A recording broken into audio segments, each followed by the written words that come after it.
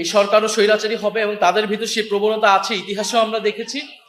তারা একটা ব্যর্থ আওয়ামী লীগ হওয়ার চেষ্টা বিভিন্ন সময় করেছে, পারে নাই, জনগণের প্রতিরোধের মুখে পড়েছে। 96 সালেও এটা হয়েছে। তো এখনো তারা যদি আবার চেষ্টা করে, তারা আবার জনগণের প্রতিরোধের মুখে পড়বে।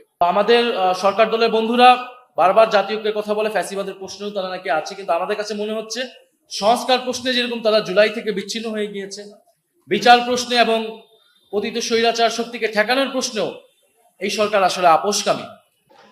এই সরকার নির্বাচিত হয়েছে, তারা 2টা ভোটে অংশগ্রহণ করেছে, কিন্তু একটা ভোট এর ফলাফল তারা মানে নাই। আপনারা জানেন, গণভোটের গণরায়ের সাথে তারা বিশ্বাসঘাতকতা করছে। জুলাই এখনো শেষ হয় নাই এবং সত্যিকার অর্থেই জুলাই গণ অভ্যুত্থান শেষ হয়নি। পুরো চিত্র প্রদর্শনীতেও সেটা তুলে ধরার চেষ্টা করা হয়েছে। পুরো বাংলাদেশের রাষ্ট্র প্রকল্প 1947 সালের আজাদের লড়াই থেকে 71-এর মহান মুক্তিযুদ্ধ এবং 24-এর গণ অভ্যুত্থান পর্যন্ত বাংলাদেশ যে ঘাত প্রতিঘাত, স্বৈরতন্ত্র, বাকশাল, ফ্যাসিবাদ সবকিছুকে অতিক্রম করে যে জুলাই গণ অভ্যুত্থান নতুন মুক্তি এনে দিল এই দেশের মানুষকে, জনগণকে, আমরা আলোকচিত্রের মাধ্যমে সেই জিনিসটাকে ফুটিয়ে ওঠানো হয়েছে। এবং আরো গুরুত্বপূর্ণ একটি বার্তা এই চিত্র প্রদর্শনী থেকে দেওয়ার চেষ্টা করা হয়েছে, যে জুলাই গণ অভ্যুত্থানের যে অন্যতম আকাঙ্ক্ষা, যে রাষ্ট্র সংস্কার, এবং যেটা আমরা গণভোটে হা ভোট দিয়েছি, সেই হা ভোট যে আমাদের থেকে চুরি করে নিয়ে যাওয়া হলো, কেড়ে নিল এই সরকার, বর্তমান সরকার। কিন্তু আমাদের যে অঙ্গীকার, জুলাইয়ের অঙ্গীকার হচ্ছে সংবিধান সংস্কার করা, রাষ্ট্র কাঠামোর আমল সংস্কার করা। তো সেই লড়াইটা এখন আসলে রয়ে গিয়েছে আমাদের। জুলাই গণ অভ্যুত্থানকে আমরা যদি ধরে রাখতে চাই, তাহলে তার যে আকাঙ্ক্ষা রাষ্ট্র কাঠামোর আমূল সংস্কারের, সেইটা আমরা সেই লড়াইটা এখনো চালিয়ে যাচ্ছি। আমরা দেখছি যে এবারে যে সরকারিভাবে জুলাই গণ অভ্যুত্থান উদযাপন হলো, আপনারা দেখেছেন সারা দেশে সেটার কি পরিস্থিতি। ইতিহাস বিকৃতি থেকে শুরু করে দলীয়করণ এবং সবকিছুই সেখানে আপনারা দেখবেন যে কোনো ধরনের সার্বজনীন বক্তব্য নাই, অন্তর্ভুক্তিমূলক যে বাংলাদেশ জুলাই যে সকলের, সেই বার্তাটা তারা দিচ্ছে না। তারা সবকিছুকে দলীয়করণ করছে। স্থানীয় সরকার প্রশাসন থেকে শুরু করে রাষ্ট্রীয় পদ পদবি যেরকম দলীয়করণ করছে, একইভাবে ইতিহাসকে তারা দলীয়করণ করার চেষ্টা করছে, যেভাবে আওয়ামী লীগ মুক্তিযুদ্ধের ইতিহাসকে দলীয়করণ করার চেষ্টা করেছে।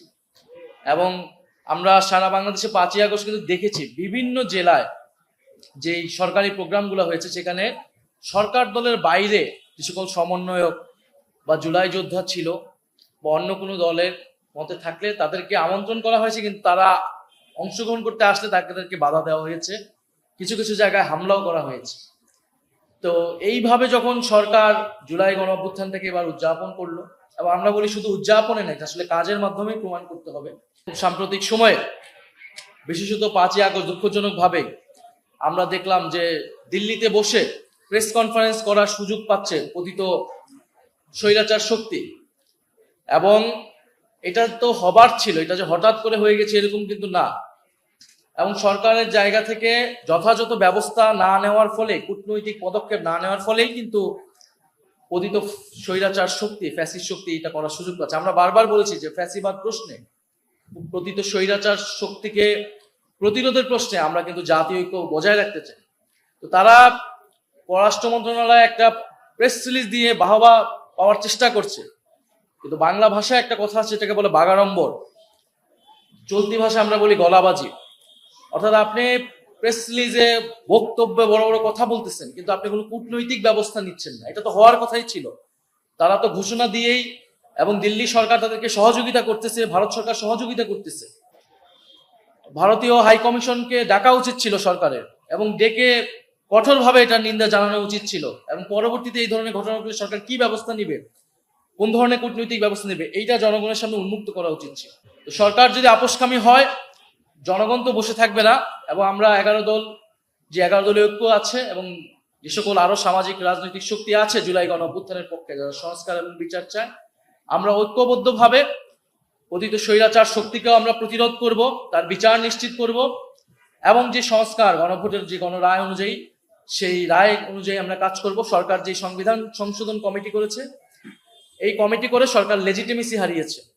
যে কোনো ধরনের পরিবর্তন যে তারা করতে চায় না এবং তাদের যে জনগণের আস্থা, সে আস্থাটি হারিয়েছে।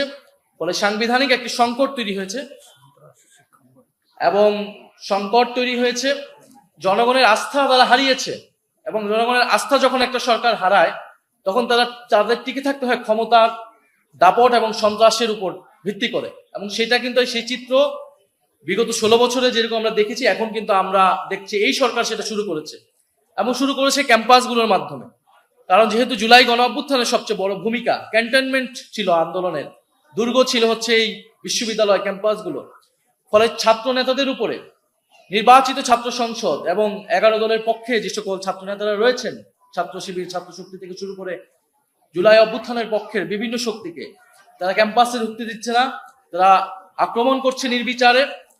তো এই যে সন্ত্রাসের অভয়ারণ্যে তারা পরিণত করছে, আবারও ক্যাম্পাসগুলোকে দখলদারিত্ব করার চেষ্টা করছে। এবং পুলিশ, বিশ্ববিদ্যালয় প্রশাসন, আইন শৃঙ্খলা বাহিনী আবারও দলীয়করণ হয়েছে, তারা নিরপেক্ষ আচরণ করছে না। অর্থাৎ আমরা এটা আগেই বলেছি, এই কাঠামো, এই রাজনৈতিক সংস্কৃতি পরিবর্তন হবে না যদি গোড়ায় আমরা পরিবর্তন না করি, মৌলিক পরিবর্তন না করি। এটা কোনো ব্যক্তি প্রধানের, সরকার প্রধানের ব্যক্তিগত ইচ্ছার উপরে নির্ভর করে রাষ্ট্র পরিচালিত হয় না। তো এই সরকারকে বলবো, দ্রুত সময়ের মধ্যে জুলাই গণ অভ্যুত্থানের এই সকল দাবি যদি তারা বাস্তবায়ন না করে, তাদের পক্ষে দেশ পরিচালনা করা সম্ভব হবে না।